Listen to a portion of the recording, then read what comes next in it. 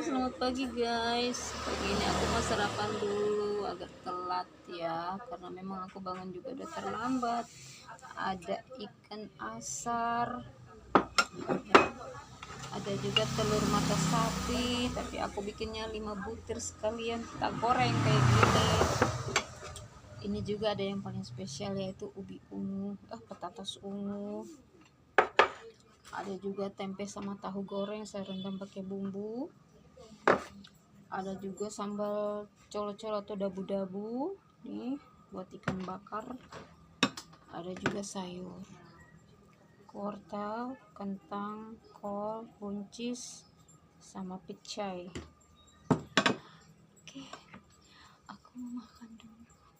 Jangan lupa makan siangnya ya. Ini aku masak langsung malam, jadi memang banyak. Sarapan pagi, makan siang, makan malam. Bye bye.